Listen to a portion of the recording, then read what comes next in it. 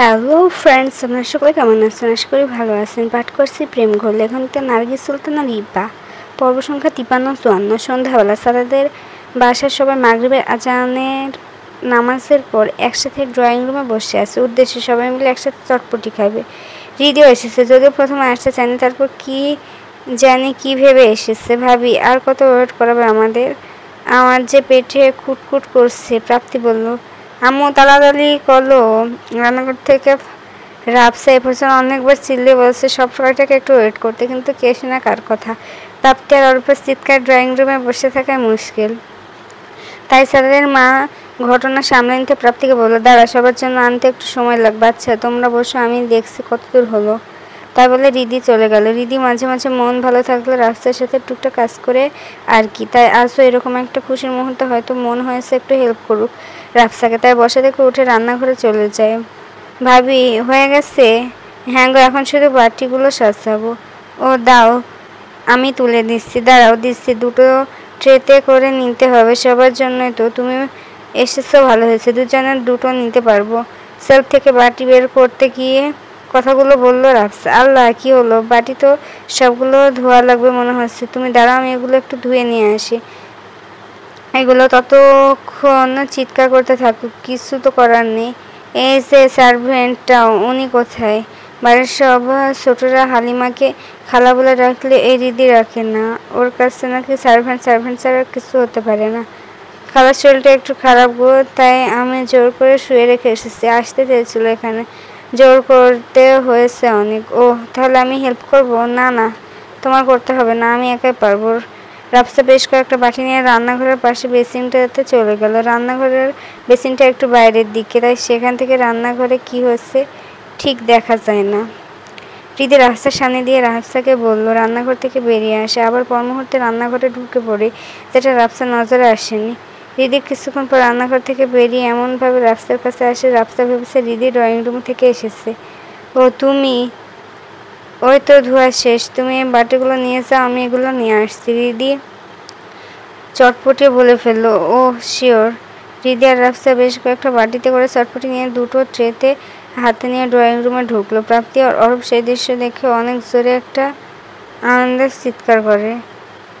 আরে আস্তে মামনি, আপু আমাকে আগে দাও, সবাই পাবে। প্রাপ্তি চুপ করে বসো তুমি। প্রাপ্তি আর কিছু বললো না। আর কিছু বলে যে ওর মা বকা দিবে তাই। রাফসা প্রথমে ওর শাশুড়ি, শ্বশুর, কাকা শ্বশুর, কাকি শাশুড়ি দিয়ে নওশিন স্যার তার শরীফ চাচা সার্ভেন্টকে চটপটির বাটিগুলো বেশ সুন্দর করে পরিবেশন করলো। আর হৃদি, অরূপ আর প্রাপ্তিকে দিয়ে নিজেটা নিয়ে বসলো প্রাপ্তির পাশে। রাফসার বাটিটাও হৃদি পরিবেশন করলো। সবাই খুব মজা করে খাচ্ছে, বিশেষ করে নওশিন ওগুলো খেতে বেশি ভালোবাসে, তাই রাফসা ওর বাটিতে সবার চেয়ে বেশি করে দিয়েছে। প্রাপ্তি বাটিতেও নওশিন সব পরিমাণ চটপটি দেওয়া হয়েছে, কারণ প্রাপ্তি নওশিনের মতো এসব খাবার বেশি পছন্দ করে। সবার খাওয়া শেষ, শুধু অরূপ আর নওশিন বাটিতে এখন বেশ খানিকটা আছে। সবাই খেয়ে রাফসার খুব প্রশংসা করছে। আম্মু আমি আলো খাবো। রাফসার চোখ বড় করে বলল, কি? আরেকটু দাও না, এগুলো এত খেতে হয় না। আরেকটু। চুপ চুপ, যেটুকু আছে সেটুকু শেষ করে। সবার সামনে অরূপ যেন ওর মাকে দেখে একটু কম ভয় পায়। প্লিজ আম্মু। রাফসা কিছু বলতে পারে, তার আগে প্রাপ্তির বাবা বলে ফেললো, বড় বৌমা দাও না আর একটু। একদিনই তো, একটু বেশি খেলে কিছু হবে না। তাছাড়া এটা তো বাসে দাও দাও, দাদু ভাইকে আর একটু এনে দাও। রাফসা আর না করতে পারলো না। যতই কাকা শ্বশুর একবার বলে দিল, তারপরেও তো আর ছেলেকে বারণ করা যায় না। তাই কি আর করার। রান্নাঘর থেকে অন্য একটা বাটি দিকে ওরা আবারও চটপটি নিয়ে আসতে হলো ছেলের জন্য। তবে বেশি না, অল্প এনেছে। ডাক্তার মানুষ তো, ছেলের স্বাস্থ্যের দিকে নজরটা স্বাভাবিকভাবে একটু বেশি। ভাবি সত্যি জোশ ছিল। আমার কাছে তো বাড়িতে বানানো চটপটি একদম ভালো লাগতো না, বাট তোমার বানানোটা জাস্ট ওয়াও। আমি তো এখন প্রায় সময় তোমার হাতে চটপটি খাবো। হ্যাঁ আমি জানি তো, তোমার আন্টির হাতে চটপটি কেন ভালো লাগতো না। আন্টি তোমার মন মতো ঝাল দিত না, পরিমাণে ঠিক দিত।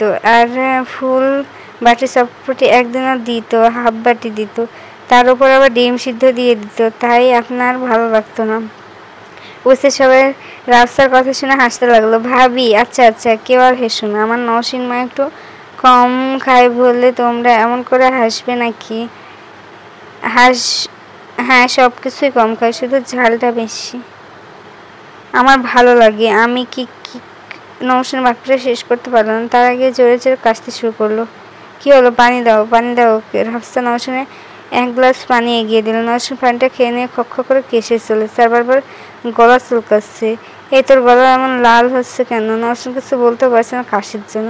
এদিকে কাশতেছে, অন্যদিকে মাথা কাপড়টা ফেলে দিয়ে দু হাতে গলার ঘাড় চুলকাচ্ছে। নওশিন কারো কথা কোনো উত্তর দিতে পারছে না। গলা লাল লাল সপ পড়ে গেছে একদম।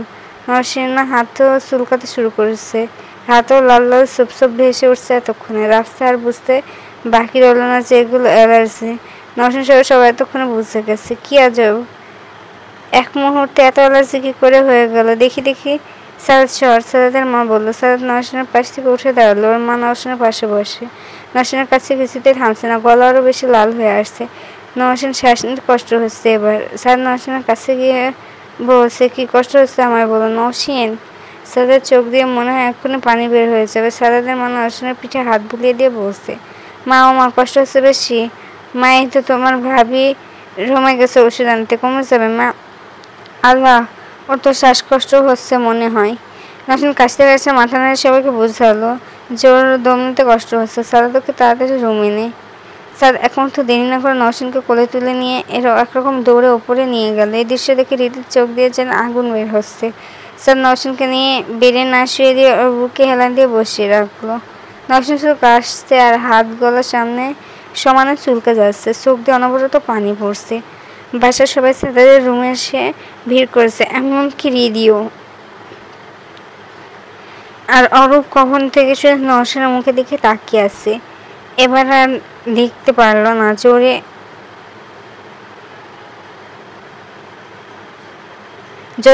কাঁদতে লাগলো। অরূপের বাবা কোলে তুলে নেয় ছেলেকে। বাবু কাঁদে না, ঠিক হয়ে যাবে নতুন বউ, তোমার আম্মা ওষুধ দিচ্ছে তো।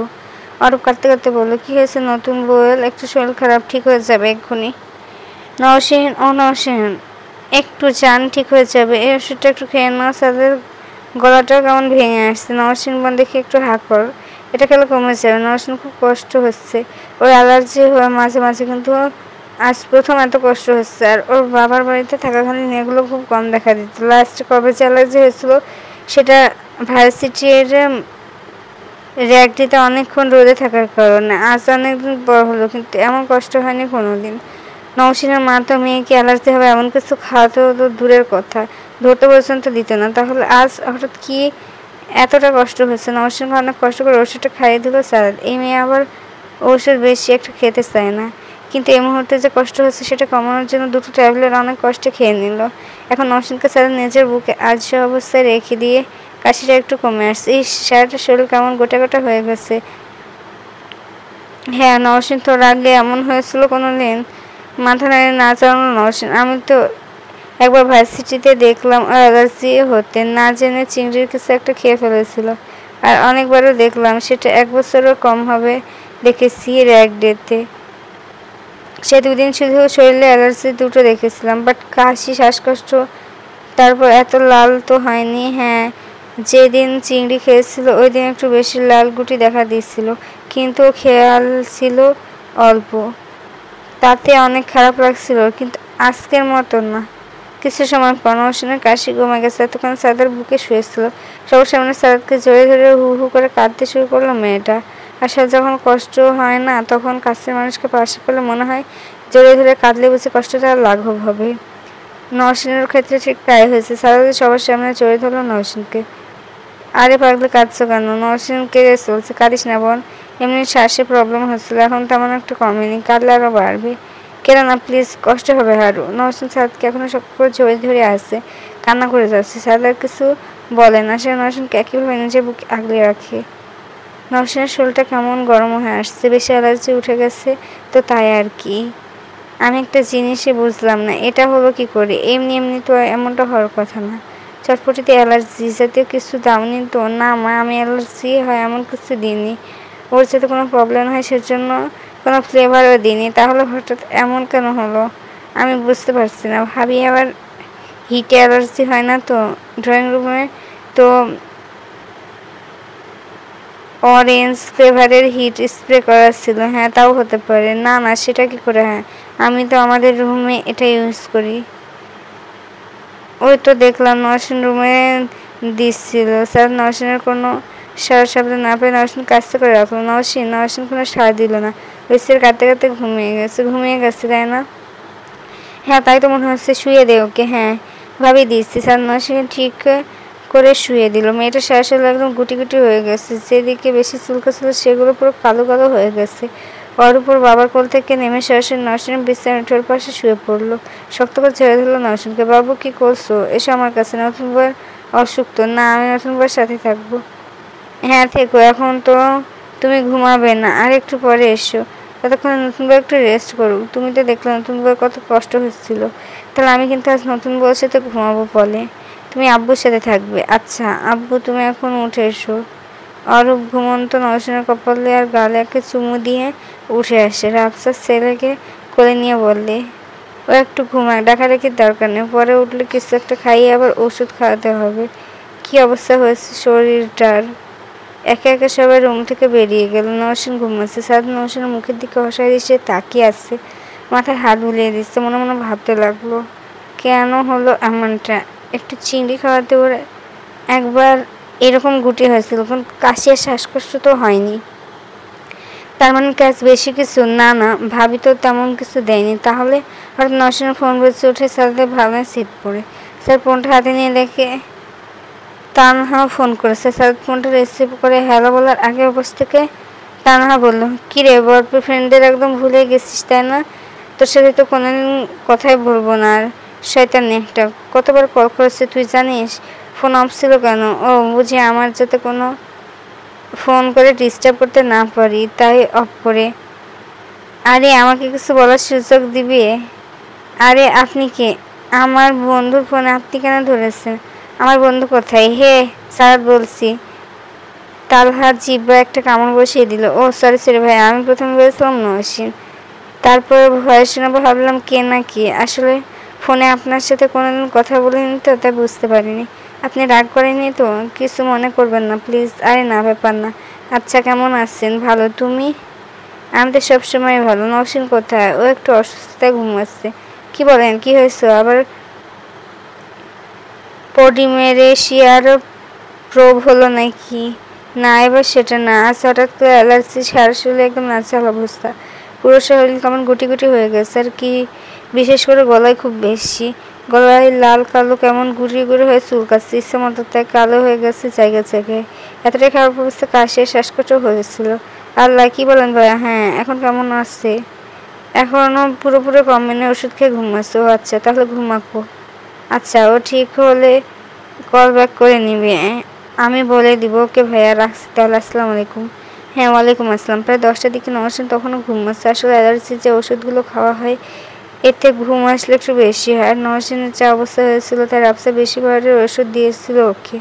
স্যার নওশিনের পাশে আছে হয়ে এক হাতে নওশিনের ওপর দিয়ে অন্য হাতে একটা ফাইল চেক করছিল। এমন সময় রাফসার খাবার নিয়ে ঘরে ঢুকে। এখনও ঘুমাচ্ছে? হ্যাঁ। ইস, কি অবস্থা! আমার মাথাটা ঢুকছে না, কি করে হলো ওটা? আচ্ছা, তোমার রান্নাঘরে কেউ হেল্প করেছিল? হ্যাঁ না, তবে হ্যাঁ রিদি সার্ভে হেল্প করেছিল। স্যার মনে বললো। তার মানে আমি যা ভাবছি তাই। এটা হলো আমি রিদির কাজ শেষ করে দেবো। স্যার চোখ মুখের আগের সাপ। কিরে, কি ভাবছিস? না কিছু না। তোর সাথে আমার একটু কথা বলার ছিল। বলো না, এখনো পরে সময় করে বলবো। তুই এক কাজ কর, নওশিনকে রেখে খাবারটা খাইয়ে দে। আর তুই ওকে না, খাওয়ার পর ওকে ওই ওষুধটা খাইয়ে দিস। আচ্ছা। অরূপ কি ঘুমাচ্ছে? হ্যাঁ, এখানে আসার জন্য বায়না করেছিল। তোর ভাইয়া বুঝিয়ে এসেছে, ওখানে ঘুম পাড়িয়ে দিল। Okay, good night. Good night. Rafsa চলে যাওয়ার পর স্যার নওশিনকে সজাগ করে জোর করে একটু খাবার খাইয়ে দিল। নওশিন থেকে চাইছিল না, তবুও জোরাজোরি করে একটু খেতেই হলো। স্যার নওশিনকে ওষুধ খাইয়ে দিয়ে অজু করে আসলো। নওশিনের কাহিল অবস্থা, চোখ মুখ কেমন ফুলে আসছে। বালিশে হেলান দিয়ে বসে আছে। তুমি একটু শুয়ে থাকো, আমি নামাজটা পড়ে নিই। গলাটা কেমন ভেঙে গেছে, ঠিকমতো কথা আসছে না গলা দিয়ে। তবুও অনেক কষ্ট করে বলল, আমিও নামাজ পড়বো। স্যার কিছু বললো না। নওশিনকে কোলে তুলে নিয়ে ওয়াশরুমে অজু করিয়ে এনে দুজন একসাথে নামাজটা সেরে নিল। নওশিন বসে বসে নামাজটা সেরেছে। স্যার নামাজ থেকে নওশিনকে কোলে করে বিছানায় নিয়ে যায়। নওশিন আবার বালিশে হেলান দিয়ে বসে আছে। জান, এখন কেমন লাগছে? ভালো। শুয়ে পড়ে। একটু পরে শুয়ে। এতক্ষণ তো ঘুমালামই। ও ওকে, যেমন তোমার ইচ্ছে। সাদ নওশিনকে নিজের বুকে হেলান দিয়ে বসিয়ে মাথায় হাত বুলিয়ে দিচ্ছে। আমার গলার স্বরটা ভেঙে গেছে, তাই না? গলার স্বরে কি আসে চাই? তুমি সুস্থ হলে আমার চলবে। খাবে না তুমি? না, খিদে নেই। মিথ্যে কেন বলছি? রিয়েলি? তখন ফাস্টফুড খেলাম তো, তাই পেট ফুল হয়ে আছে। আমি কিন্তু খেয়েছিলাম, আর এখন ভাতও খাইলাম। আচ্ছা, পরে খেয়ে নেব। পরে আর কখন খাবে? 10টা বেশি বাজে। আমি খাইয়ে দিই? হ্যাঁ, তুমি তো প্রায় আমাকে খাইয়ে দাও। আজও তো দিলে, এখন আমি দিই। থাক, আমি খেয়ে নেবো জান। আজ তোমার কষ্ট হবে। আমি তাই তুমি আমার হাতে খেতে চাইছো না, তাই না? সে নওশিনের দিকে ফিরে নিয়ে শক্ত করে চলে নিল। জান, একদম না। তোমার হাতে খেতে বললে আমার কতটা ভালো লাগবে তুমি ভাবতেও পারবে না। আমার তো শুনে আনন্দ লাগছিল, তোমার কষ্ট হবে তাই আজ বললাম। নওশিন নিজেকে ছাড়িয়ে সাদের দিকে করুণ দৃষ্টিতে তাকিয়ে থাকলো কিছু সময়। তবে নিজে হাত বাড়ি টেবিল থেকে খাবারের প্লেট নিয়ে নিল। ভাত মাখাতে গিয়ে বলছে, কোনো কষ্ট হবে না, আমি এখন ঠিক আছি। করো। দরজাটা খুলো সাদাদের রুমের।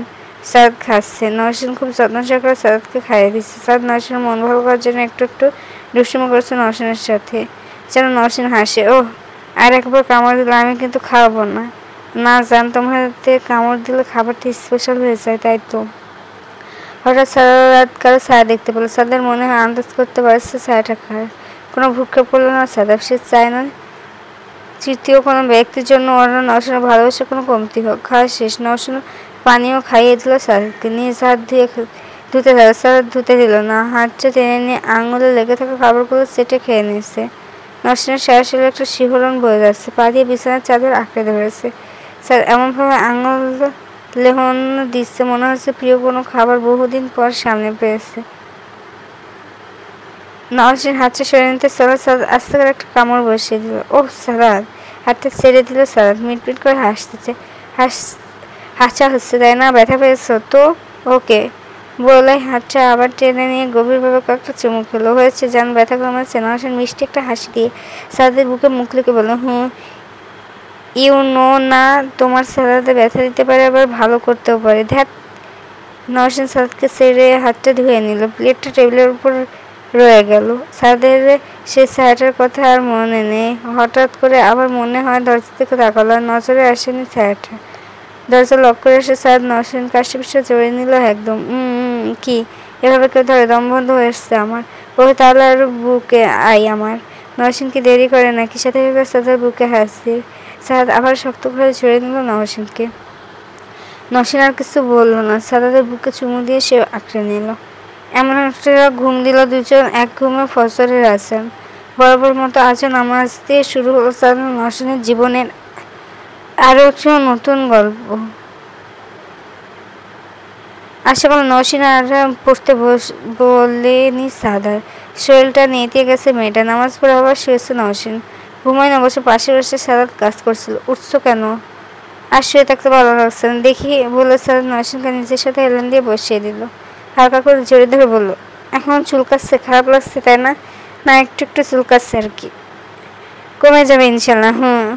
আচ্ছা তুমি একটু বসো, আমি আসছি। কোথায় যাবে? বসো, আমি যাবো আর আসবো। সাদ নওশিনকে ছেড়ে রুমের বাইরে চলে গেল। কিছুক্ষণ পর একটা বাটিতে স্যুপ নিয়ে রুমে প্রবেশ করার সাথে সাথে নওশিন বলে ওঠে, আমি কিন্তু কিছু হয় না। সাদ হেসে ফেলো। পাশে পাশে বলে, আমি আমার জানটার জন্য নিজের হাতে বানিয়ে আনলাম। এখন সে যদি আমার কষ্টের কোনো দাম না দেয়, তাহলে তো আমার মতো হতভাগা আর কেউ নেই। ইমোশনাল ব্ল্যাকমেল করা হচ্ছে, তাই না? মুস্কি হেসে সাদাত বলে। দেখি হা করে নওশিনের কথা বলে না। আসলেই তো সাদাত এত সকালে ওর কাজ রেখে কত কষ্ট করার জন্য স্যুপ করলো। সেটা না খেলে নওশিনেরই যে ভালো লাগবে না। নওশিন সাদাতের হাত থেকে বাটিটা নিয়ে সাদাতকে 1 চামচ স্যুপ খাইয়ে দিল। এভাবে শেয়ার করে এক বাটি স্যুপ শেষ করলো দুজনে।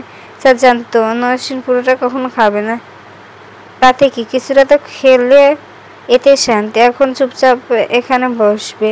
নওশিন হাসি মুখ নিয়ে বলল, সাদাত আবারও কাজে লেগে যায়। কিছুক্ষণ পর নওশিন সাদাতের উড়োতে মাথা রাখে। বুঝতে পারে সাদাত নওশিনকে আবার ঘুম পাচ্ছে, তাই ভালো করে নিজের কোলে মাথা দিয়ে শুয়ে রেখে চুলে বিলি কেটে দিচ্ছে। মুহূর্তের মাঝে নওশিন গভীর ঘুমে আচ্ছন্ন হয়ে যায়। সাদাত নওশিনের ওপরে দিয়ে হাত চালিয়ে কাজ করতে থাকে, কিন্তু নওশিন এতে কোনো ডিস্টার্ব হয় না। কেন সাদ নওশিনকে ডিস্টার্ব হয় এমন কিছু করছে না। এমনভাবে কাজ করছে নওশিনের গায়ে একটু ফুটাও হাতও লাগবে না। 9টার দিকে স্যার নওশিনকে বিছানায় শুয়ে দিয়ে ফোনটা হাতে নিল। রিদির সাথে কথা বলার দরকার, এটা ভেবে বারান্দার দিকে রিদিকে একটা কল করলো। স্যার খুব দরকার ছাড়া রিদির রুমে কখনো যায় না। মেয়েটা সব জন্য হুঠাৎ জড়িয়ে ধরে, এটা স্যারদের একদম ভালো লাগে না। তাছাড়া এমন যুবতী একটা মেয়ে জামা কাপড়ের ঠিক নেই। মেয়েটা ইচ্ছে করে স্যারদের সামনে আরও বেশি শরীর দেখিয়ে বেড়ায়, আর এটা স্যার খুব ভালো করে বুঝতে পারি। তাই আগে যা একটু সহ্য হতো, এখন স্যারদের এই রিদি মানুষটা দূরের কথা, নামটাও পছন্দ করে না। কল করেছে স্যার, কিন্তু অবশ্য থেকে ফোনটা বন্ধ দেখাচ্ছে। কী ব্যাপার, ওর ফোন বন্ধ? ওর ফোন তো সবসময় চালু থাকে। স্যার রিদির খোঁজ করার জন্য রুম থেকে বেরিয়ে রিদির রুমের দিকে চায়। ওর সাথে সাথে কথা বলাটা জরুরি। কেউ না কেউ তো কালকে কাজটা করেছে, তাহলে তো নওশিন হঠাৎ এত অসুস্থ হয়ে পড়তো না। স্যার রিদির রুমের সামনে গিয়ে দরজার বাইরে থেকে লক করা, তার মানে কি রিদির রুমে নিয়ে অফিস চলে গেল না তো? পেছন থেকে প্রাপ্তির ডাকে ধ্যান ভাঙা স্যার, ভাইয়া কি বিড়বিড় করছো একা একা? ও তুই, রিদি কোথায় রে? কোথায় মানে তুমি জানো না? না, কি জানবো, বলো কি, বাসায় সবাই জানে তুমি জানো না? কি বলবি তো নাকি? আপু তো কাল রাতে জাপান চলে গেছে। জাপান? হ্যাঁ, অফিসের একটা কাজের জন্য কালকেই যেতে হয়েছে। কাল বিকেলে ফিক্সড হয়েছে নাকি? তো মাকে বলেছিল, তখন শুনলাম আর কি। রীতির কাজ ভালো হয়, ওকে মাঝে মাঝে দেশের বাইরে যেতে হয়, তাই এখানে সাদ খুব একটা অবাক হলো না। আর অবাক হওয়ারও কিছু নেই, রিদি নিজের কাজ খুব ভালোবাসে, শুধু জেদটা যায় একটু বেশি। ওকে যা। প্রাপ্তি সিঁড়ি দিয়ে নামছে, এমন সময় স্যার আবার পিছু রাখে। এদিকাই। প্রাপ্তি আবার উঠে স্যারদের কাছে যায়। কি ভাইয়া? স্যার প্রাপ্তির পা থেকে মাথা পর্যন্ত একবার দেখে নিল। প্রাপ্তি শাড়ি পরেছে, বেশ লাগছে মেয়েটাকে। তবু স্যার কড়া ভাষা বলে, কোথায় যাচ্ছিস? প্রাপ্তি তো স্যারের চাউনি দেখে ভয় পাই, তবু বুকে অনেক সাহস নিয়ে উত্তর দিল, ভাইয়া আজ না আমার একটা ফ্রেন্ডের বোনের বিয়ে। তো প্রাপ্তির গলা শুকিয়ে আসছে। ওর মা পারমিশন দিয়েছে যাওয়ার জন্য, এখন যদি স্যার না দেয় তাহলে বেচারা যেতে পারবে না। তখন মাকে বললেও লাভ হবে না। আসলে সব বন্ধুরা যাবে, তাই তো? প্রাপ্তি মাথা নিচু করে বলল, হ্যাঁ। তা আজকে কি বিয়ে? মাথা নেড়ে না করলো প্রাপ্তি। তাহলে গায়ে হলুদ, এই জন্য হলুদ শাড়ি? হ্যাঁ, গাড়ি নিয়ে যাও। প্রাপ্তির মনে লাড্ডু ফুটল। ও তো ভাবছিল সারাদকে যেতে দিবে না। সত্যি তো হেঁটে যাবি? না না, তা না, তবে সবাই একার সাথে গেলে তার মানে বাই এনি চান্স তুই রিক্সা চড়তে আসছিস তো? এই রে, স্যার ধরে ফেলেছে। স্যার রিক্সা খুব একটা পছন্দ করে না, আর মেয়ে আছে শাড়ি পরে হুট না উঠে রাস্তায় বের হয়ে, এটা আরও খারাপ লাগে। তবে সাথে কেউ থাকলে সেটা অন্য কথা। একা যাওয়াটা ভালো লাগে না স্যারদের। আর সে মানুষটা যদি নিজের বোন হয় তাহলে তো ওভার প্রোটেকশন দিতে হবে। তার উপর বোন আমার চরম পর্যায়ে সুন্দরী। প্রাপ্তির মনটা খারাপ করে রেখেছে দেখে স্যার বলছে, বাবার গাড়ি বলে দিচ্ছে আমি, সেটা করে সবাই চলে যায়। ভাই আসলে জেঠুর গাড়ি নিয়ে যাব। হ্যাঁ, তা না হলে তোর মোটে বন্ধুরা ধরবে না ছোট গাড়িতে। আর তুইও তো দিন দিন হাতি হচ্ছিস। ভাইয়া এটা কিন্তু ঠিক না, আজ একটু বেশি খাই বলে। হোক পিচ্ছি, তুই পিচ্ছি, তোমারও বউ পিচ্ছি, তুমি পিচ্ছি। তবে রে, প্রাপ্তি এক ধরে নিচে হাসতে থাকে সাদা। প্রাপ্তি নিচে নেমে সাদাতকে ভেঙে বাড়ির বাইরে চলে যায়। সাদা ড্রাইভারকে ফোন করে বলল, চাচা প্রাপ্তিকে বাবার গাড়িটা করে নিয়ে যান, কোথায় কোথায় যাবে নিয়ে যান, কোনো সমস্যা হলে সাথে সাথে আমায় ফোন করে জানাবেন। ওর আশেপাশে থাকবেন সবসময়, সন্ধ্যার আগে বাসায় নিয়ে আসবেন। ও পাশ থেকে, আচ্ছা বাবা। তাই বড় সাহেব, বাবাকে আমি ড্রপ করে দেবো। আচ্ছা, ওকে। সাদ কল শেষ করে রুমে যায়। নওশিনকে ডেকে ফ্রেশ করে দিল। নিচে নেমে দুজন সবার সাথে সকালের খাবারটাও খেয়ে নিল। নওশিন সুস্থ এখন, শুধু শরীরটা একটু একটু গুটি আছে, তেমন চুলকাছেও না। সাদ নওশিনকে বলে বরাবরের মতো একটা মিষ্টি চুমু দিল নওশিনের কপালে। তারপরে বেরিয়ে পড়লো অফিসের উদ্দেশ্যে। সাদাত চলে গেল, আর নওশিন বই নিয়ে পড়তে বসে যায়।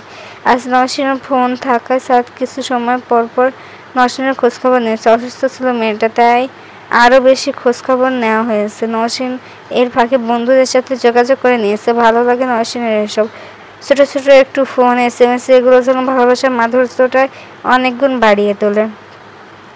ব্যস্ততা সবাই, এই ব্যস্ততার মাঝে ভালোবাসার মানুষের জন্য একটা সময় ইচ্ছে হলে সবাই বের হতে পারে, তবেই তো ভালোবাসাটা বৃত্তের মতো বৃদ্ধি পাবে।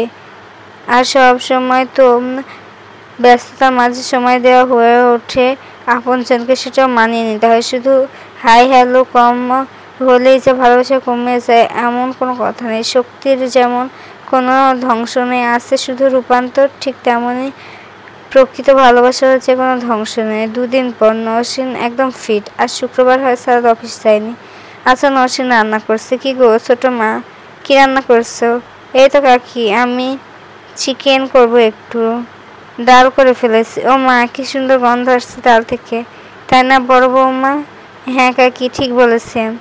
তা তুমি ডাল খাবে তো? আসলে আমি না ডাল ধনে পাতা দিয়েছি। সে কি, তুমি যেহেতু ধনে পাতা খাবে না দিলে কেন? আসলে কাকি, আমি তো ধনে পাতা খুব একটা লাইক করি,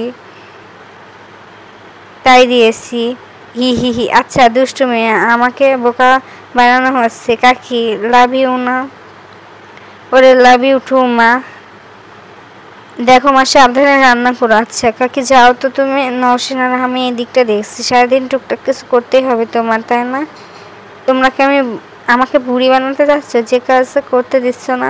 পিছন থেকে প্রাপ্তি এসে ওর মায়ের পাশে দাঁড়ালো। মা তুমি কি নিজেকে এখন ইয়াং মনে করো? আল্লাহ, মাকে তুই বুড়ি বলছিস? সরি স্যার, রাগ করে না মা। তুমি জানো আমার সব বন্ধুরা কত প্রশংসা করে তোমার, তুমি নাকি আমার যে ইয়াং। হা হা। তবে রে মেয়ে, নওশীন রাফসার মা মেয়ের কাণ্ডে হাসতে শেষ। আহ কি মিষ্টি সুবাস। আমাকে আবার রান্নাঘরে টেনে আনলো। পিউমনি, ওইটা তো সুভাষ না, সুভাষ।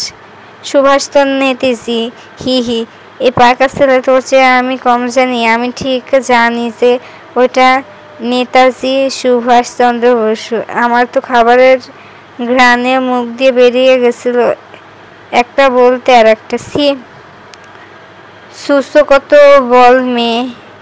বড় ভাবি আরো পিউমনিকে এমন বলতে নেই বাবা। পিউমনি তো খালি খেতে চায়, সব নিয়ে বসে থাকে, কিন্তু সব তো খেতে পারে না, তাই তো বললাম। ওই তোর কি রে? ও লে, হা হা হা হা। ভাবি তুমি হাসছো কি? বেয়াদব ছেলে ফুপির সাথে ভেঙাচ্ছে। দাঁড়া, তোর মাকে ডাকছি। বড় প্রাপ্তি, এরা অরূপের মাকে ডাকার আগে অরূপ প্রাপ্তির জামা ধরে ফেলার আর ডাকতে পারো না। অরূপ এখনো প্রাপ্তি জামা ধরে রেখেছে। স্যার এখন জামা টেনে ধরেছিস কেন? আর বলবো না, তুমি খুব ভালো, তোমাকে আমি কিটক্যাট দিব। বলো না আম্মুকে। প্রাপ্তি কি করছো তুমি? তুমি দেখছো আমায় ঘুষ দিতে চাইছো? আমি ঘুষ কোথায় দিতে চেয়েছি নতুন বউ? আমি তো বলেছি কিটক্যাট দেবো, তাই না? প্রাপ্তি আর নওশীন দুজনে হেসে একাকার অবস্থা। দেখছো, ও ঘুষই বোঝে না। ঘুষ কি নতুন বউ? প্রাপ্তি অরূপকে নিজের ঘাড়ে তুলে বললো। তোর বুঝতে হবে না ঘুষ কি। তুমি আম্মুকে বলবো না তো? না বলবো না। কিটক্যাট দিতে হবে তোমার। আমার কাছে তো 2টো কিটক্যাট আছে, আমি খাবো যে। ওই তোর কিটক্যাট লাগবে না আমার, আমি চিকেন খাবো এখন। ভাবি আমাকে দাও একটা। আচ্ছা দাঁড়াও, আমি বাটিতে তুলে দিচ্ছি তোমাদের। নতুন বউ আমাকে দিবা? হ্যাঁ আব্বু, খাবে না তুমি? খাবো তো। আম্মু যদি বকবে না শোনা, তাহলে 2টো দিবে। হ্যাঁ আচ্ছা আব্বু দিব। এ নাও, তোমরা খেয়ে দেখো। ওয়াও, খেয়ে কি দেখবো ভাবি, গন্ধেই তো পেট ভরে যাচ্ছে আমার। নতুন বউ পিউমনি একাই শেষ করে দিবে না বাবু? তোমাকেও দিবে। হা করো, খাইয়ে দি। খুব মজা নতুন বউ। আসলে সুপার ভাবি, ওয়াও হয়েছে। অরে বাবু, তুমি নামাজ পড়তে যাবে না? যাবো। আমি তো ফ্রাইডে নামাজ যাই, আজও যাবো। Good boy. তুমি জানো ফ্রাইডেতে কিসের নামাজ পড়ানো হয়? জানি তো, জুম্মার নামাজ। এই তো হয়েছে, তাহলে তাড়াতাড়ি ওপরে যাও। তোমার আম্মু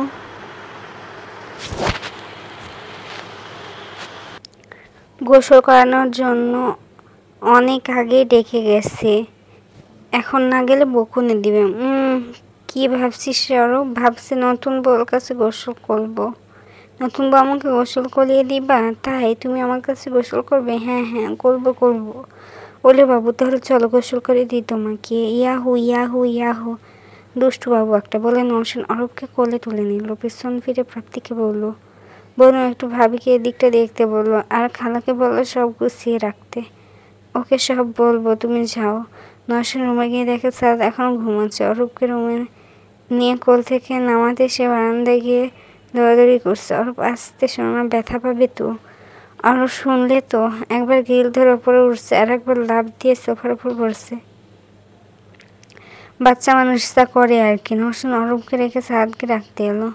সে তো নামাজে যাবে। সাদাত শুনছো? নামাজে যাবে না? সাদাত গায়ে হাত দিয়ে ঢাকায় সাদাত নড়েচড়ে উঠলো, কিন্তু চোখ মেলে তাকালো না।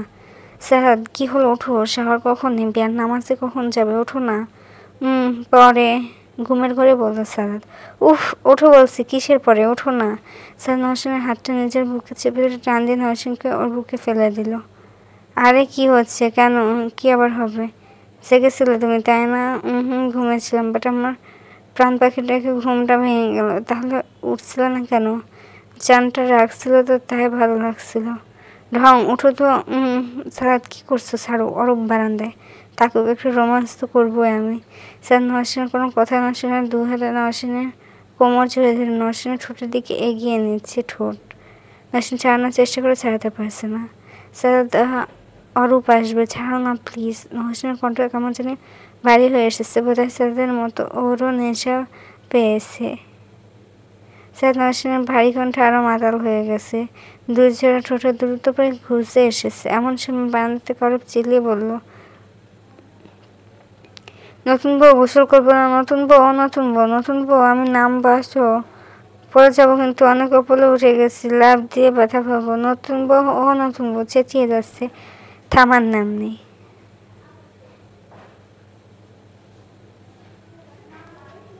এত জোরে জোরে চিল্লাতে পারে এই অরূপটা। ঘোর কেটে যায় সাদাতের। নহসিন সাদাতের থেকে নিজেকে এক ঝটকা ছাড়িয়ে নিয়ে হেসে দিয়ে বারান্দায় চলে যায়। সাদাত বিরক্তি নিয়ে বলে, ধুর আজাইরা। নহসিন অরূপকে গ্রিল থেকে নামিয়ে ওয়াশরুমে ঢুকে। সাদাত বেড ছেড়ে টাওয়াল হাতে নিয়ে ওয়াশরুমে ঢুকে পড়লো। এই তুই এখানে কেন? অরূপ বাথটাবে লাফাচ্ছে আর বলছে, গোসল করি দেখো না বাবু, আসতে দেখি, এদিকে আসো। এ কাছে আয় বুড়ো। অরূপ কাছে এসো। পানি হাতে নিয়ে খেলছে। এর জন্য এসেছিস? তোর মায়ের ফাজলামের জন্য মায়ের দেয়, তাই আমার বউয়ের কাছে এসেছিস? তোমার বউ তো? আমার নতুন বউ, এটা তোমার কেউ না। হপ হপ, কি সাহস দেখছো আমাকে ধমক দেয়? অরূপ সলি কাকিমণি, আর বলবো না। কাকিমণি? আমি বলছি তুমি আমার কাকিমণি, চাচুর বউ যে তাই, কিন্তু আমি তোমাকে কাকিমণি বলবোই না। আচ্ছা বাবু, তোমার যা ইচ্ছে রেখো। দেখি এখন তো বডি ওয়াশ করতে হবে তাই না? নড়বে না একদম। ওলে মা, ওলে মা, কি ঠান্ডা! ইয়া হুপ বেটা, গরমের দিন বলে ঠান্ডা। তাড়াতাড়ি কর, আমি শাওয়ার নেব। আচ্ছা দাঁড়াও না, হয়ে গেছে ওর। হ্যাঁ তাই তো দেখছি। দেখি বাবু, এসো এসো। ও কি ঠান্ডা লাগে আমার। এই তো আর লাগবে না, মুছে দিচ্ছি তো পানি। আমাকে বল কলে টাওয়াল পাঠিয়ে দাও। টাওয়াল পাঠিয়ে দেবো? হ্যাঁ, এই রুমে তো আমার প্যান্ট নেই, তুমি আমাকে বলো কোলে টাওয়াল পাঠিয়ে দাও। আমি ছুটে আমার কাছে যাবো আর পাঞ্জাবি পরবো। বলে বাবা, পাঞ্জাবি পরে নামাজে যাবে? হ্যাঁ। আলে আলে এভাবে টাওয়াল পলাই? তাহলে আব্বু যেভাবে বলে সেভাবে বলো। হ্যাঁ, কিভাবে পরে তোমার আব্বু? অরূপ নহসিনের হাত থেকে টাওয়ালটা নিয়ে বড়দের মতো কোমরে পেঁচিয়ে নিল। এভাবে, বুঝলে? ওরে পাজি, তুমি তো আসলে বড় হয়ে গেছো।